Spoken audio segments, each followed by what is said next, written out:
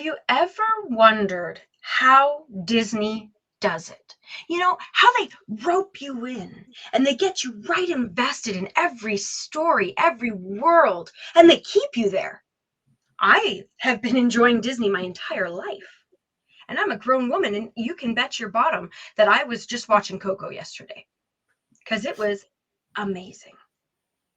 And that's why we have Vance here today. He's going to tell us a little bit about himself, why this topic matters to him, and why it should absolutely matter to you. Vance, welcome to the show. Well, thank you so much, Shauna. My name's Vance Morris, and I appreciate everybody being here. And I did work for Disney for a little over a decade. And a lot of people will ask me, well, geez, I don't own a theme park. I don't own a roller coaster. Why do I want to copy what Disney does? And we don't really want to copy Disney because, well, that really wouldn't make sense. But we do want to adapt what Disney is doing into our industries or our niches, because the lessons that they use, the strategies that they use, completely 100% apply to what you and I do in our businesses every single day. Right now, if you went to Disney today, 80% of the people have been there before. It's a huge number. I don't know about you, but I would love an 80% return rate on all of my customers.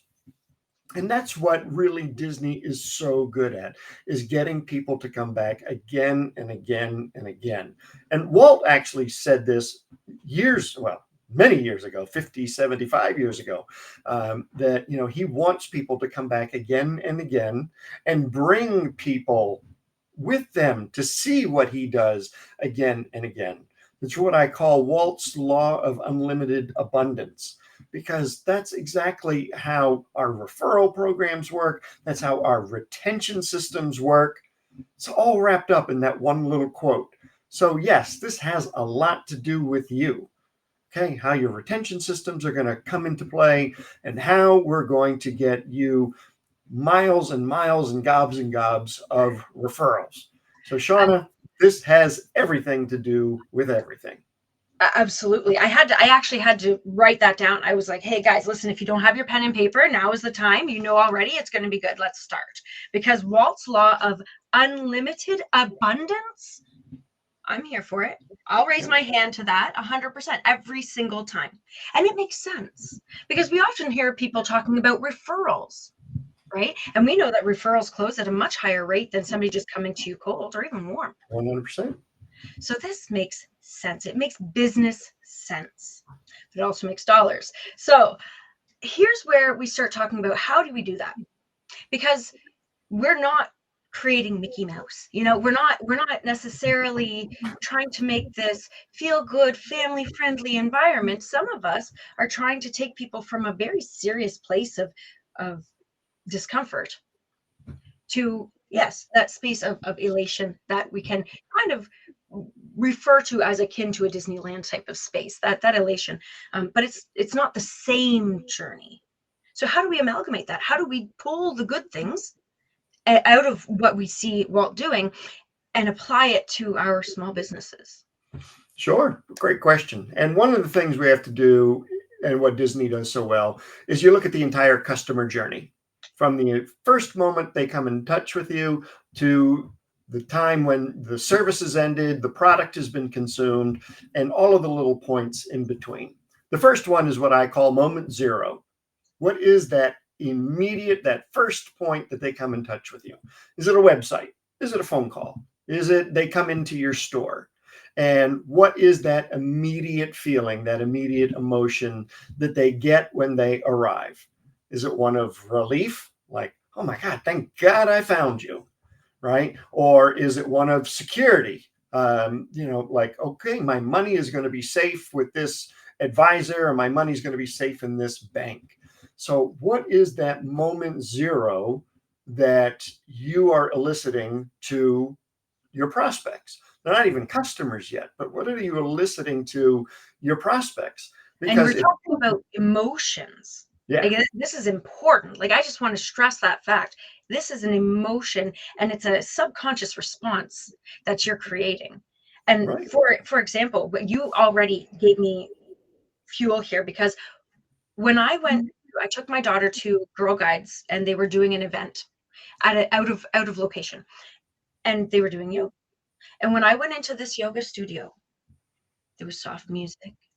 There was a scent in the air that immediately lowered my shoulders and made me.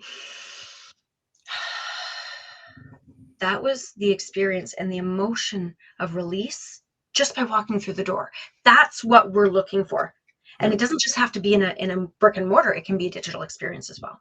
100%. And, people buy on emotion and then they justify it with logic.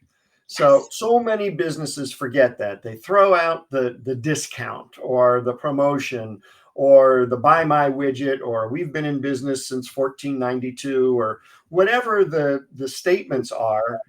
And that's not the reason people buy. They buy because of some emotion, some thing that just clicks with them. And most businesses miss that. Disney does not. I certainly don't. And the businesses I consult with, the businesses that I own, we go for that immediate emotional connection. And the reason that Disney also has that 80% return rate is because they've created an emotional connection and they've maintained it not only throughout somebody's vacation, but after the vacation. What are they doing to maintain an emotional connection, which is what we would call customer retention? And so that whole thing, that whole continuum, that customer journey, each one of those points is where we are reinforcing that customer connection, the emotional connection. And so it's not just about your widget. I mean, everybody's, people think that, oh, people should remember me because I did a good job. Well, that's so far from the truth. Doing a good job these days is just entry into the marketplace. Right? I mean, if you don't do a good job, you shouldn't even bother getting into the market because you're just going to get trounced. I love that. I love that, because you know what? This is something that recurs for me as well in the branding side of things. When I'm supporting people with their brand, a lot of times I say, well, what makes you unique? What makes you stand out? Let's dive into that. And almost always the first thing is, but I care. I really care. And I'm so glad you do. And it's not quite enough. That is not a competitive differentiator. That's right. It's not. That's right. And so this is what we're talking about with regards to the client journey and the experiences that you provide to them along the way. And last we chatted, I believe you said that it was experience marketing. And I think that's a really important term for people to remember. Sure. It's a little bit easier to remember than Walt's law of unlimited abundance, but I wrote it down, so I will remember it. But what I want to do is I want to break it down a little bit into, let's say, 3 to 5 phases of the client's journey, and what that experience marketing might look like for your average entrepreneur, digital or otherwise, along the way. Because I think that in order to be effective, I think we all need to kind of see it in action, so to speak, so we can really feel for it. Because I'm not going to be baking cookies and pumping it out of the back of my truck to get people to come, even though I hear stories about Disney doing stuff like that. So what would you say are the best 3 to 5 phases of the client's journey that we can look at from an experience marketing point of view, and then the function within that? Sure. Well, I think first we got to get the client. So let's talk about prospecting with experience marketing. And if this can be something as simple as, how do we reach out to people? So cold outreach, and nobody likes to do cold calling. It's not fun. But if you do it smartly and you do it with a little bit of creativity and throw in a lot of experience, it can be fun. And the receiver of this marketing will actually be open to having a meeting with you. You can do something as simple as a postcard. I think I have one here. So when I'm reaching out to somebody new, they will get a postcard that says, meetings with great coffee are 100% more effective. And then on the back, I'll write a little note, but I actually send them the cup of coffee. So this is a pour over cup of coffee. So Wonderful. they get sent to it. I send it in a gold bubble wrap, so it really stands out. It's a gold bubble wrap envelope. Um, I would say 6 out of 10 will reply. So 60% response rate is enormous. That's great. 2 or 3 will say, that was cute. I'm really not interested. That's fine. But 2 or 3 will say, yeah, I'll take a meeting with you. So, I mean, this whole thing with postage is under $5. That's Now, fabulous. if you're trying to get a meeting with somebody, this is not for mass marketing. This is not sending out, those god awful LinkedIn messages that we all abhor. Like, and they all go to the same LinkedIn school, of bad copy for LinkedIn messages. It's atrocious. Yeah. I don't even want to touch on that one because it Yeah, makes me think too hard. I might get the shivers. Yeah. So what I like to do is focus on what I call whales, or focus on somebody that could be a circle of influence for you, or what I call a power base, somebody that could refer, again and again and again over the course of years. This is what people may have heard me refer to these people as strategic alliances. Exactly. Yep. Yep. Absolutely. Call them what you will, but these are important. So this is one way to do it. I'll give you an example. So real quick, you have to understand the lifetime value of a client. This is a vital number that you need because it will determine how much you can spend to acquire a new customer. So I don't know if you want to go through this whole explanation now, but you need to know the lifetime value. This is an important conversation. It absolutely is. And it's twofold. So the first thing that we just talked about was the idea of whales and strategic alliances. The whales, those are your clients who are going to, and this will directly feed into the understanding the lifetime value of your clients. The whale is your client who's going to not only invest a reasonably large amount, but also potentially invest repeatedly. And the chances of them doing that is pretty high. And then the strategic alliance will refer. Right? They'll get people coming your way. Those are both really important parts of what you're doing here. And in order to know that, you need to have a solid understanding of your right fit client, your dream client. This is a part of your branding. So everything that you do here in experience marketing and in all of your marketing needs to be rooted in branding. So I'm going to give you the hot seat to really describe that idea of the lifetime value of the client, because I think we'll be able to articulate it beautifully. Oh, that's fine. So I'll give you an example.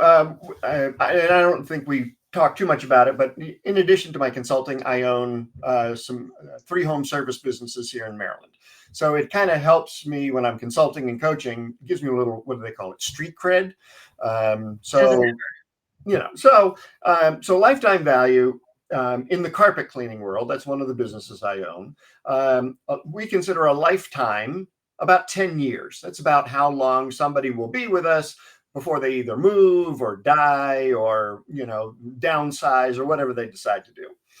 And we take about annually, they will clean with us. So, and we'll take our average cleaning, which is about $500. And we'll just do this for easy math. So if they clean once a year, they spend $500. Their average value to me is $5,000 over the lifetime. So that easy formula, everybody should apply that. Figure out what your lifetime value is. What's the lifetime, number of years, frequency of purchase multiplied by average purchase. You got it. So there was this one commercial client that I wanted to get. This is about a dozen years ago. And I could not get a meeting with him. He was a general manager of a large automotive dealership. And he had like 8 or 9 locations. That's a huge contract. That's a lot of carpets. That's a lot of carpets, a lot of tile. It's a lot of everything. So I knew that there was no way I was just going to make a phone call and get it with him. He was just going to ignore me. So the first thing I sent him was a steering wheel. Okay. No box. Just put a stamp on a steering wheel with a little sales letter and just sent it out. Here in the United States, our postal service will send anything. You don't need a box. No, you want to mail a brick, they'll mail it for you. So I sent the steering wheel. Didn't hear anything from him. 2 weeks later, I sent him a turn signal. just, the turn signals. There are a lot of people who could use those. What's that? There are a lot of people who could use those. At least the Yeah, reminder. well, yeah, yes. Well, at least instructed on how to use them. But the big light, so he got the orange light thing. But again, put a stamp on it, sales letter. Didn't hear from him. 2 weeks later, I sent him the butt end of a muffler. So not the long pipe part, but the fat part. Again, put a stamp on it, sales letter, sent it to him. About 2 days later, I get a phone call. He says, look, if I give you a meeting, will you stop sending me car parts? I said, well, of course, that was the whole point of this. So all in postage, car parts, I probably spent about $700. Right around there. Yeah. 2020, end of 2024, we just crossed the $750,000 mark in sales with this guy. Now, I don't know what the ROI and doing the math on, but it's pretty darn good. I'd say so. So I knew, and people would ask me, well, where were you going to stop? I mean, you weren't going to send them the whole car. I said, no, probably not. I was going to stop after about $1,000. Because by then I thought, well, the guy's just a jerk. He's not going to respond to me. And then you can rule these people out because you don't want to work with someone like that anyways. Yeah, exactly. Yeah. But so I knew how much I was going to spend. And even if they, even though I did $10,000 a year with them, it's still a worthy investment. So it's like sitting at a slot machine and I put in $1,000 and $10,000 comes out. And every time I put 1,000 in, 10,000 comes out. And you'd sit at the slot machine for life. You wouldn't go anywhere else. You just keep pulling that lever. So that's when you've got a marketing system that works, but it's the experiential marketing system, because you're using something that resonates with that prospect. So it's not like I was sending them Fruit Loops or something silly that didn't have anything to do with them. It was car parts.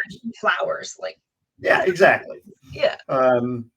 So I mean, honestly, if a carpet cleaning company can do this, there isn't a business on the planet that really can't adapt this strategy. Get creative and kind of pull through.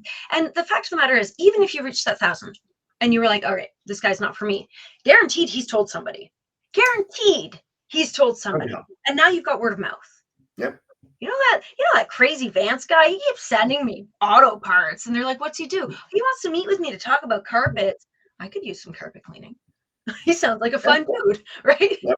And then you have. I love that so much. So that's the prospecting side of things. I think we should probably break it down into 3. Now people are working with you. Yep. What does that look like? Sure. So we look at each. So we all have boring and mundane things that we have to do in our business day in and day out. To keep the business running. Disney has figured out a way to create an experience out of each one of those. And that's what we have to do. So answering the telephone, sending a proposal, things like that. How do we create those kinds of experiences? So now we have the customer. Now what do we do with them? So one of the boring, mundane things that I have to do, or my guys have to do in the carpet business, is get in the front door. If we can't get in the front door, we can't clean. So we've created an experience out of getting in the front door. And it goes something like this. So we park in the street. We don't park in the driveway. God forbid I got something else I got to clean up, right? If we got an oil leak. That's true. We get out of the van and he's in a clean uniform because he brings extra uniforms in case he gets dirty on the job before. He actually smells good. Actually doesn't really smell like anything because I don't allow them to smoke and you're not allowed to wear cologne. Last thing you want is the Marlboro man coming out smelling like he just took a shower in Axe. It's kind of gross. He goes up to the front door. He lays down a special mat. He knocks on the door. He doesn't ring the bell because friends knock. Salespeople ring the bell. Takes a couple steps back. Mrs. McGillicuddy opens the door, says, "Hi, my name's Josh. I'm here to create your healthy home. May I come in?" So we don't just barge in. And then he does an exaggeration of wiping his feet on the special mat. Then he puts booties on his little clean shoes. And as he's entering the home, he presents Mrs. McGillicuddy with a gift. Now, when was the last time you had a home service professional come to your house, plumber, HVAC, carpet cleaner, and they gave you a gift before they did any work? Ever happen? I've never had some. I don't know what this gift is, but I would be happy with like a $3 Tim Hortons gift card, so I could go and There get you my go. tea while you're The chip cleaning. code. That's amazing. That is Yeah. so beautiful. So we get the gift, and it's not anything extravagant, but it's a little blue box, custom box. Inside of it is a bottle of spot remover, a bag of cookies, and a little note from me saying, "Thanks so much for allowing us into your home. Here's my personal cell phone number if you have any problems." A bag of cookies. So, yeah, it's cool. I'm here So, for this all the way. so the gift itself, one, you've got the entire process, the experience of getting into the home. So we took one point of the customer journey, getting into the house, and we created this experience around it.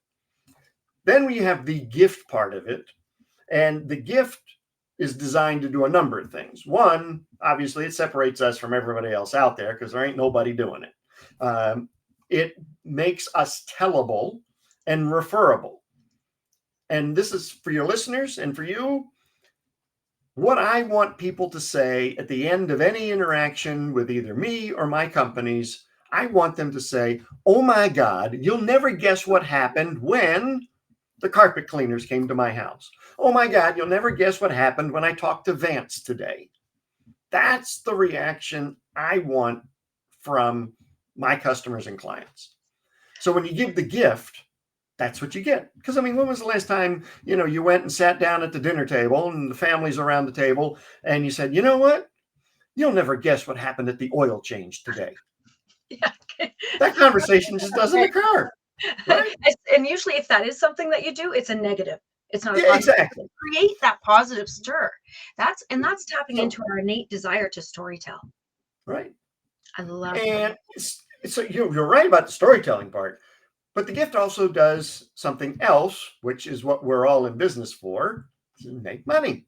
Mhm. So it starts a process called reciprocity. I give something to you, you now feel compelled to give something back to me.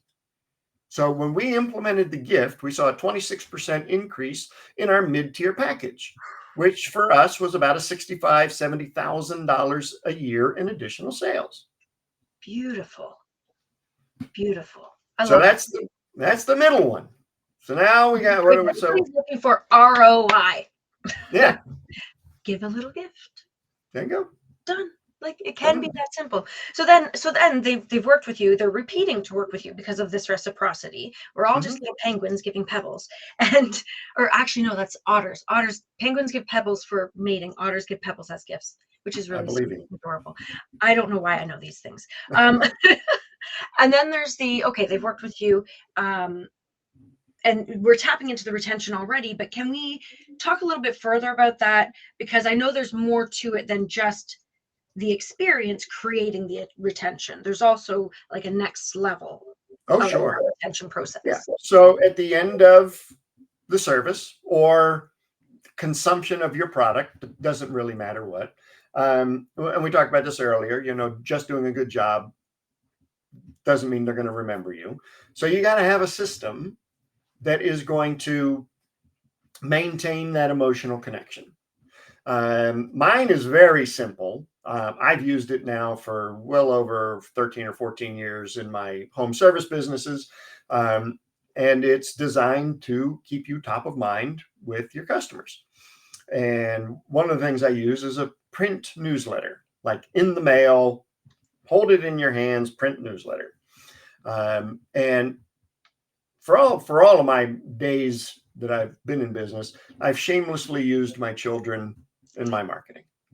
Now, nothing like the TV show Shameless, not quite that far off, but again, use my kids. And I will use, so like my daughter, she's 17 now, but back when she was young, she was into ballet.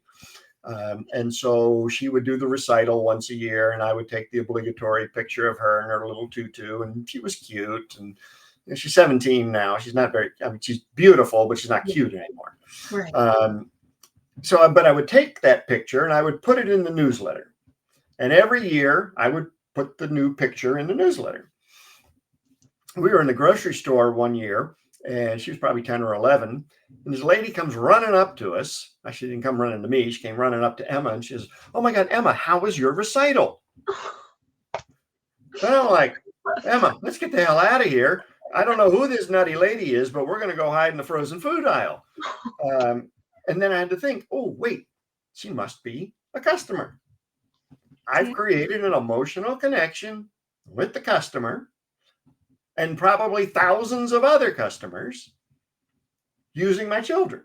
And they all want to see her succeed, and they're all excited for her, and that's beautiful for her. It's also Yeah. obviously great for you and your business. And they're never going anywhere.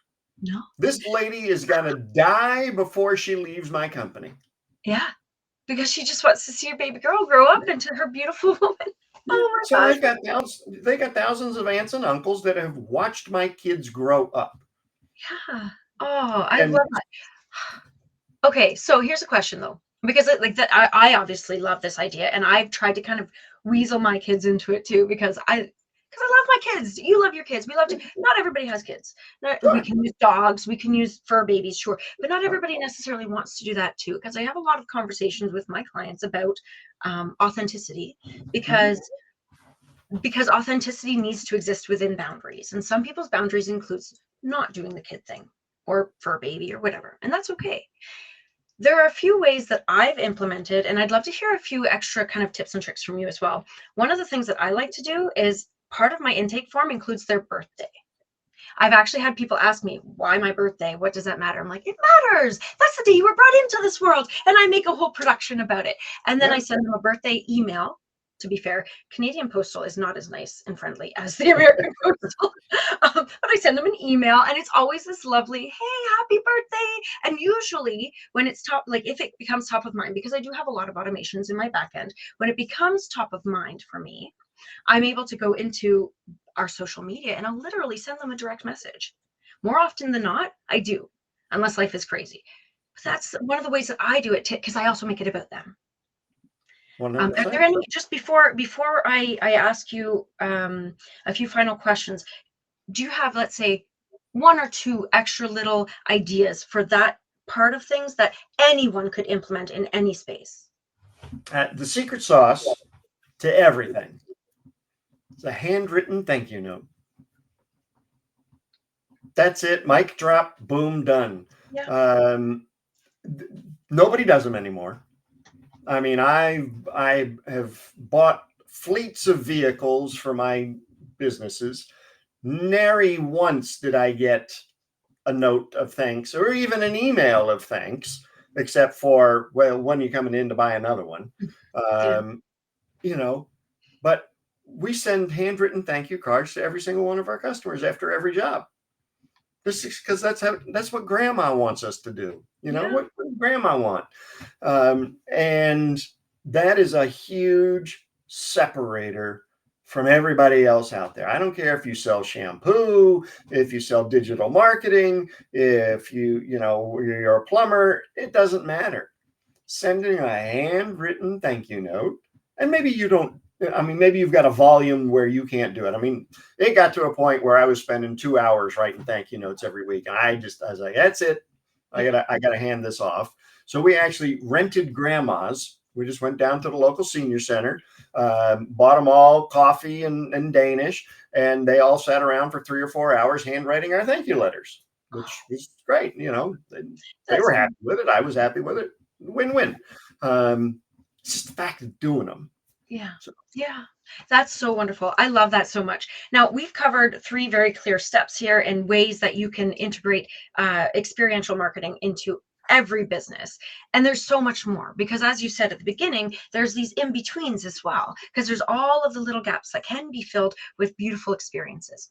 And if we were to talk about all of those, we would double our conversation, which is already jam-packed. So what I'm going to ask of you right now is to just kind of think for a moment about, out of all of this, thank you notes aside, what is the creme de la creme, the cherry on top that people need to know in order to walk away from here with? That's the thing. Like I've got to keep that top of mind as I move forward from this conversation. And while you think about this, I want to remind everyone who's joined us for this conversation that it is one of many, that you can join us every week. and actually have conversations that matter for you, for your business, and for the betterment of our community, because this is why we're in business, right? We want to make a positive impact on the world. So make sure you press subscribe and join in the conversation. Leave a comment, ask a question. We're not going anywhere. We've been around for a bit. Now, Vance, I'm going to give you the opportunity to share with the people what do they need to hear? What do they need to hear right now? They need to hear actually two things. One is you need to implement.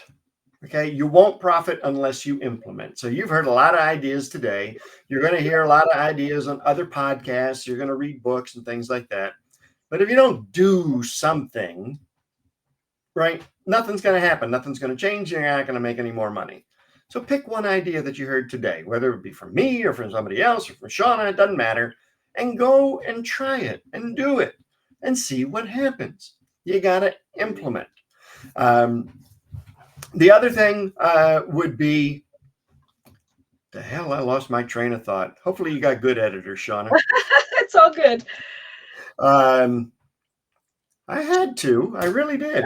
To implement and implement, and there was something cherry on else. top, the creme de la creme that people want Creme to de la walk creme. away from. Hang on, it'll come back to me. It's this early onset Alzheimer's. It's killing me.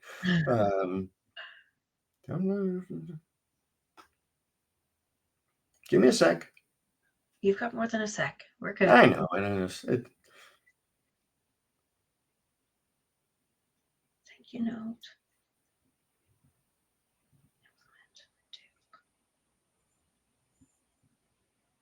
Oh, I got it. I'm ready. Excellent. So, and then the second point I want to make is notice that I did not dive directly and only into digital marketing. Okay, I have nothing against digital marketing. I'm actually marketing agnostic, but think about how to reach your prospects and your clients. Does it make sense to go through the mail? Does it make sense to go through digital? In my opinion, it should be a mix of both. So that's really the creme de la creme, because you got to go and reach your customers and your prospects where they are with a method that is going to they'll be able to receive the message. So it's really not an experience thing, but if you want to get your message delivered, you have to deliver it via the media that they are consuming right now. So whether that's in print or whether that's digitally or TV or radio, what have you, that's what you need to do. That makes perfect sense. And you have a resource for people to take a deep dive into this whole world as well, right? Yeah, I put a little hot sheet together. It's called 52 Ways to Wow Your Customers Without Breaking the Bank. So they are 52 low or no cost ways to wow your customers. So you got one wow for every week of the year, and they can be found at wow52ways.com, or there's a nice fancy QR code right there on your screen. You can zap that thing. And that is exactly what we're going to do right now. Because if you are not doing, look, guys, listen, if you are not doing that right now, then I don't know what you're doing with yourself. Like this is 52. You know how many weeks there are, or yeah, how many weeks there are in a year, right?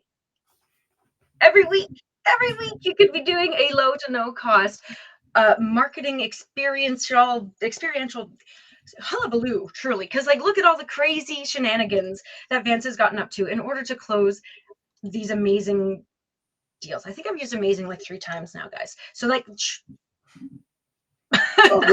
grab the link. Great adjective.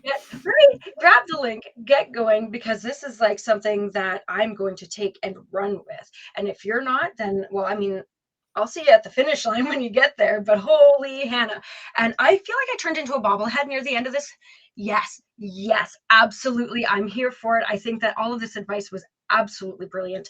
And with that, I want to make sure that you all know that I'm not going anywhere. So if any of this was like the start of a train that just goes and you need somebody to help you guide it, please reach out.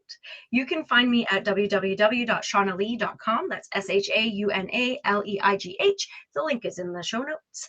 And we will have a conversation to figure out how to actually get that train chugging where you need it to go, starting with your branding, moving through into your marketing, and creating an experience, like Vance says, that is impossible to forget. With that, we will chat soon. Thank you again, Vance, for being on the show, and have a great rest of the day, everyone.